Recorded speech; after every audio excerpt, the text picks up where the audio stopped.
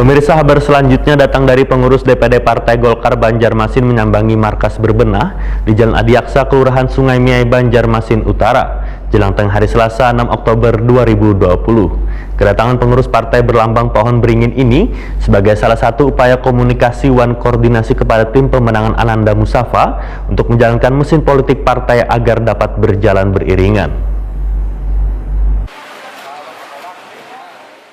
Pengurus DPD Partai Golkar Banjarmasin menyambangi markas berbenah di Jalan Adiaksa, Kelurahan Sungai Miai, Banjarmasin Utara, jelang tengah hari Selasa 6 Oktober 2020. Kedatangan pengurus partai berlambang pohon beringin ini sebagai salah satu upaya komunikasi wan koordinasi kepada tim pemenangan Ananda Mustafa untuk menjalankan mesin politik partai agar dapat berjalan beriringan. Dalam pertemuan ini, Ketua Dewan Pimpinan Daerah Partai Golkar Banjarmasin Yuni Abdi Nur Sulaiman memerintahkan seluruh kader Golkar di Kota Seribu Sungai ini untuk habis-habisan memenangkan pasangan Ananda Mustafa di Pilwali Banjarmasin tahun 2020. Yuni Abdi Nur Sulaiman menegaskan Partai Golkar siap bahu-membahu dengan parpol pengusung lainnya, simpatisan wan relawan untuk mendukung pasangan Ananda Mustafa. Sementara itu, calon wali kota Banjarmasin Haji Ananda memadahkan kedatangan Ketua DPD Partai Golkar Banjarmasin Yuni Abdi Sulaiman adalah untuk melihat langsung markas pemenangan. Selain itu, saling berkomunikasi wan berkoordinasi dengan semua simpatisan, relawan wan parpol pengusung. Pasangan calon nomor 4 ini pun bersyukur lantaran seberataan parpol pengusung